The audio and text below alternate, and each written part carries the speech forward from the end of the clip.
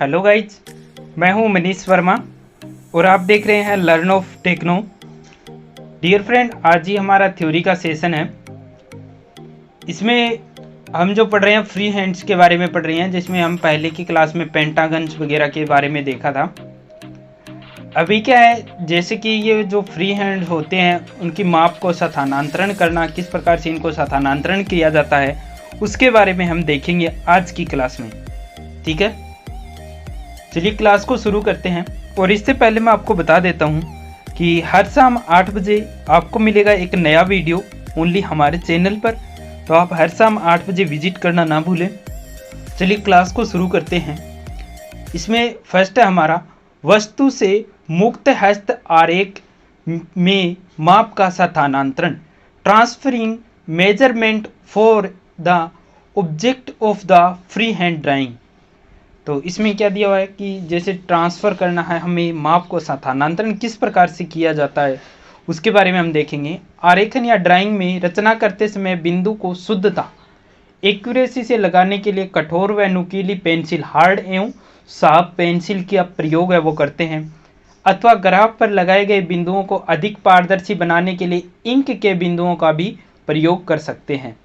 ठीक है, ग्राफ पर खानों के एक भाग को शुद्धता के साथ प्लॉट करने के लिए प्रयोग करें। जिस प्रक्षेप या चित्र को ग्राफ पेपर पर बनाना है, पहले उसका पैमाने या स्केल के अनुसार बिंदुओं का ग्राफ का निर्माण कर लेते हैं।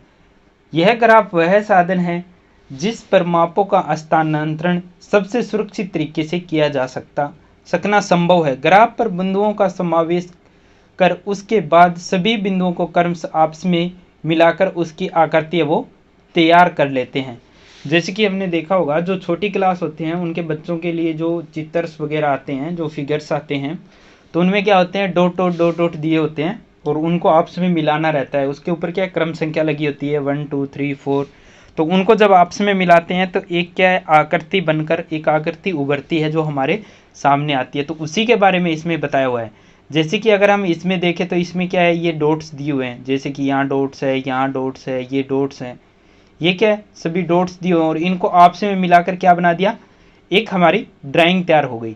ठीक है, किस प्रकार की ड्राइंग तैयार हुई है, तो वो इसको हम देख सकते हैं यहाँ पर किस प्रकार की ड्राइंग है वो बनी हुई है। ठीक है डियर फ्रेंड, जैसे कि यहाँ से मिलाना शुरू किया, पहले ये मिलाया, उसके बाद नीचे आए, इसके बाद फिर इधर राइट में गए, इसके बाद नीचे आए, फिर लेफ़्ट में गए, फिर इधर ऊपर गए, फिर लेफ़्ट में गए, फिर नीचे आए, फिर इधर गए, फिर ऊपर गए, फिर इधर गए और फिर ऊपर गए। तो ये क्या हो गया, हमारी एक ड्राइंग बनकर तैयार हो गई। एक बिंदु से बिंदु मिलाकर क्या कर दिया हमने, एक ड्राइंग को तैयार कर दिया बहुत ही आसानी से। ठीक है, तो उसी के बारे में इसमें बताया गया। अब है फ्री हैंड आरेखन में सावधानियाँ क्या होती है, precautions of free hand drawing. Free hand drawing में क्या क्या सावधानियां रखनी चाहिए, तो मुक्त हस्त आरेख के लिए सावधानियों का उल्लेख यहाँ पर चित्रों को आकर्षक और त्रुटि रहित बनाए रखने के ध्येय में किया गया है। यह निश्चित करें कि आरेख किस दृश्य में बनाना है जिससे वस्तु का आकार व बनावट सब स्पष्ट हो जाए।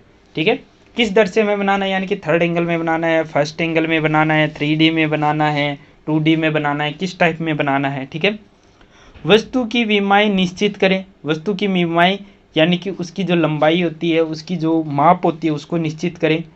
आरेखन से पूर्व क्षैतिज व ऊर्ध्वाधर मध्य रेखाएं खींचें। आरेखन से पूर्व कौन सी खींचनी चाहिए, क्षैतिज व ऊर्ध्वाधर। ठीक है, मध्य रेखा खींच लेनी चाहिए बीच के अंदर, हॉरिजॉन्टल और वर्टिकल लाइन खींच लेनी चाहिए। वस्तु के प्रत्येक भाग के लिए पृथक आयत या वर्ग बनाएं। वस्तु के प्रत्येक भाग के लिए पृथक आयत व वर्ग बनाएं, मतलब फ्रंट साइड प्लान के लिए या टॉप के लिए क्या है, अलग अलग खाने बनाएं। अदृश्य कोरों को बिंदु रेखाओं से दिखाएं। हिडन लाइन से जो अदृश्य रेखाएं होती हैं उनको कैसे दर्शाते हैं, हम हिडन लाइन से दर्शाते हैं, ऐसे ऐसे। ठीक है, चित्रण में अनावश्यक रेखाओं को समाप्त कर दें। अब जैसे हमारा ड्राइंग बन के तैयार हो जाती है, उसके बाद जो फालतू की जो एक्स्ट्रा लाइन्स होती है उनको क्या इरेज कर देना चाहिए हमें। ठीक है, चित्रण में कोई छिद्र दिखाना है तो उसे बिंदुदार रेखाओं से दिखाएं। अब जैसे कोई होल्स दिखाना है, जैसे कोई होल दिखाना है तो उसको कैसे दिखाएंगे, जैसे ये है कोई होल है, अब इसके अंदर क्या है, ये चूड़ी कटा हुआ होल है। अगर ये सिंपल होल होगा तो ये पूरा मिला हुआ होगा, ये साधारण होल है। चित्रण पर शीर्षक अवश्य लिखें। अब चित्रण पर शीर्षक अवश्य लिखें मतलब किस चीज़ की ड्राइंग हम तैयार कर रहे हैं उसको नोट करना चाहिए हमें। ठीक है डियर फ्रेंड, चलिए आगे देख लेते हैं। तो आगे इसमें ये हमारा क्लियर हो गया है। अभी हमारे इसमें क्वेश्चन आंसर है वो शुरू हो गए हैं। ठीक है, तो अभी आज इस क्लास में कुछ आज देख लेते हैं, कुछ नेक्स्ट क्लास में हमारे क्वेश्चन आंसर भी क्लियर हो जाएंगे।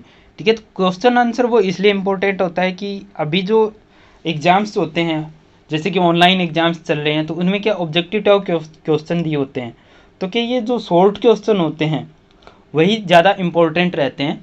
तो इसलिए इस क्वेश्चन को हम देख लेते हैं किस किस टाइप के आपको क्वेश्चन है वो देखने के लिए मिलेंगे एग्जाम में।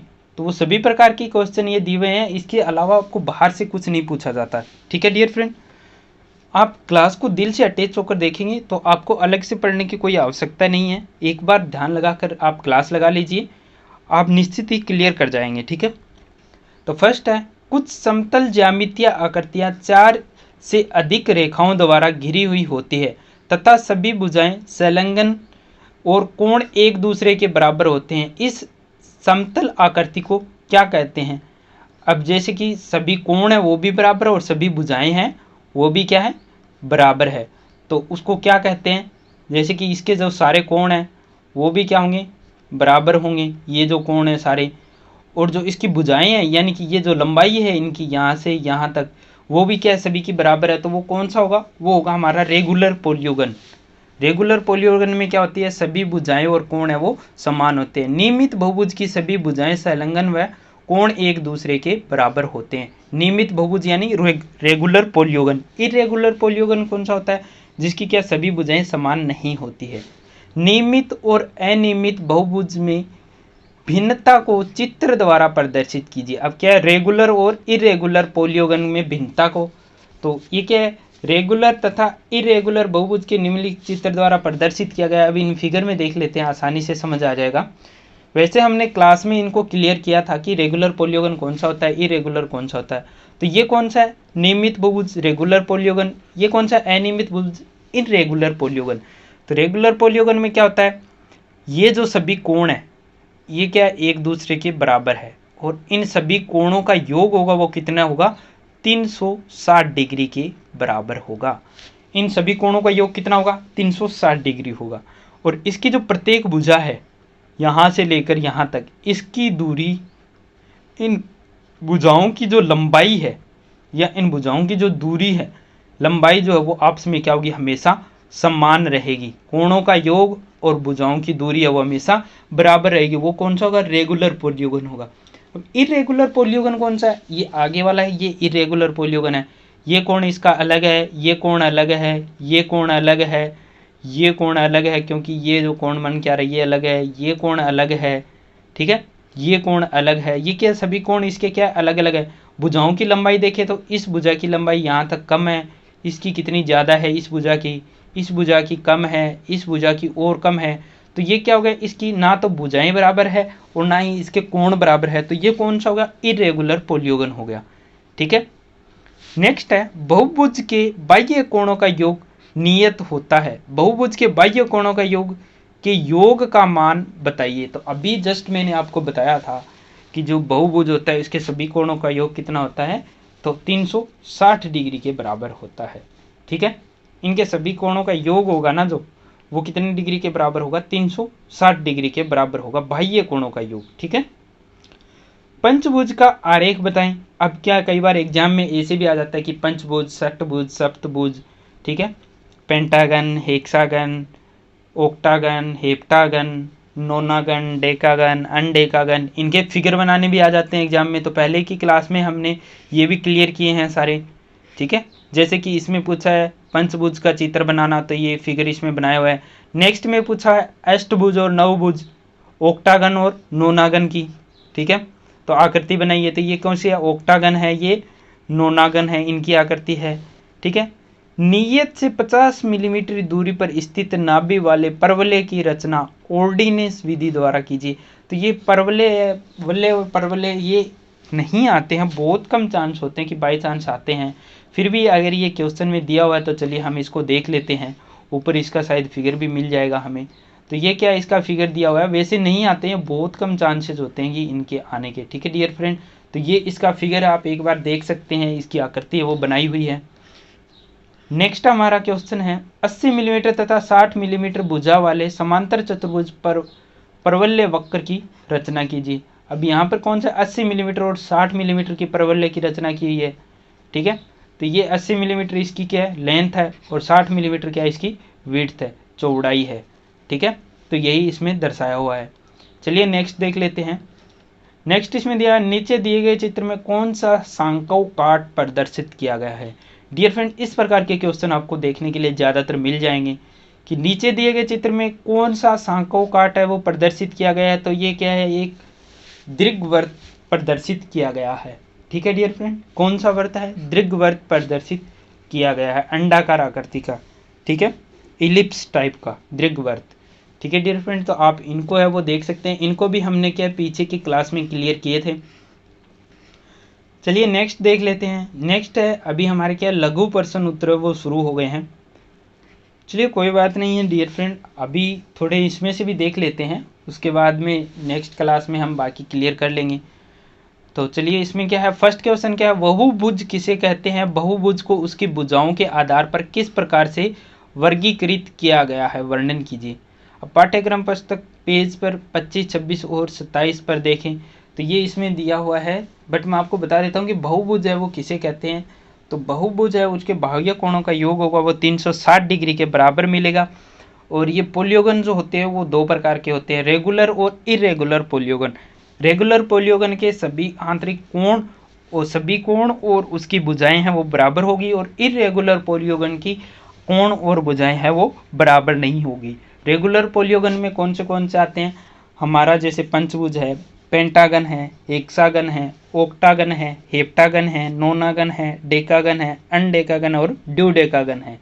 ये आते हैं वो हमारे रेगुलर पोलियोगन में आते हैं। ठीक है डियर फ्रेंड, नेक्स्ट हमारा बहुभुज के गुणधर्म। अब बहुभुज के गुणधर्म क्या होते हैं, तो बहुभुज के मेन पॉइंट जो है इसका कि बहुभुज के गुणधर्म में क्या आएगा कि इसके जो बहुभुज होते हैं वो दो टाइप के होते हैं, रेगुलर और इरेगुलर। रेगुलर में क्या होते हैं, सभी कोण और सभी भुजाएं बराबर होती है, और इरेगुलर में सभी कोण और सभी भुजाएं बराबर नहीं होती है। बहुभुज के बाह्य कोणों का योग वो कितने डिग्री के बराबर होता है, तो वो 360 डिग्री के बराबर होता है। ठीक है डियर फ्रेंड, नेक्स्ट है सांकव काट को परिभाषित कीजिए तथा चित्र सहित वर्गीकृत भी कीजिए। तो ये सांकव काट वाले जो है ये आपको ज़्यादा इंपॉर्टेंट है नहीं। दीर्घवृत्त का चित्रण सहित वर्णन कीजिए। तो दीर्घवृत्त का चित्रण भी हमारे नहीं आता है। दीर्घवृत्त कौन सा होता है, इलिप्स आकार का जो होता है, अंडाकार आकृति का होता है वो दीर्घवृत्त होता है। परवलय और अति परवलय का चित्र सहित वर्णन कीजिए। अब परवलय और अति परवलय तो इनके बारे में हमने क्या है जैसे कि क्लास में पीछे पढ़ा था, तो इनका क्या चित्र सहित वर्णन है, क्लियर है। तो वो हम यहाँ पर अगर ज़्यादा टाइम वेस्ट करें तो कोई भी इम्पोर्टेंट चीज़ नहीं है। अगर पीछे की क्लास में क्योंकि हम इनको है वो क्लियर कर चुके हैं, तो यहाँ पर हमें टाइम वेस्ट इनके ऊपर नहीं करना चाहिए। ठीक है, अगर आपने पीछे की क्लास नहीं देखी है तो एक बार आप पीछे की क्लास देख लीजिए, तो आपका सारा कुछ है वो क्लियर हो जाएगा। तालिका में प्रदर्शित दूरियों को 4:5 के अनुपात में लेकर परवलय की रचना कीजिए। अब ये क्या है, ये ऐसे दूरी दी हुई है 4:5 में, तो इनके क्या परवलय बनाना है। ठीक है, तो ये जैसे कट जाएगा, जैसे क्या नीता की दूरी 4 × 24, 4 × 8 32, 4 × 2 40, और ये 12 × 4 48, 14 × 4 56, ये कट जाएगा। 6 × 5 = 30, 8 × 5 = 40, 10 × 5 = 50, 12 × 5 = 60, और ये 70 भी इसमें कट जाएगा। ये सारे क्या कट के 5:4 में आएंगे, तो उसके हिसाब से क्या आप इनको क्लियर कर सकते हैं। ठीक है, नेक्स्ट इसमें क्या दिया हुआ है, तो नेक्स्ट दिया है एक आयताकार अति परवलय की रचना कीजिए। तो ये भी कोई इंपॉर्टेंट नहीं है। उसके बाद में नेक्स्ट हमारे हैं ऑब्जेक्टिव टाइप, बहुविकल्प टाइप। तो बहुविकल्प टाइप वाले क्वेश्चन हैं वो हम करेंगे नेक्स्ट क्लास में। ठीक है डियर फ्रेंड, तो आज की क्लास में बस इतना ही। अगर आपको वीडियो अच्छा लगता है तो ज़्यादा से ज़्यादा आप इसे शेयर कर दीजिए। अगर आपने चैनल सब्सक्राइब नहीं किया है तो सब्सक्राइब कर लीजिए, और याद रखिए हर शाम 8 बजे आपको मिलेगा एक नया वीडियो ओनली हमारे चैनल पर। ठीक है डियर फ्रेंड, तो आप हर शाम 8 बजे विजिट करना ना भूलें।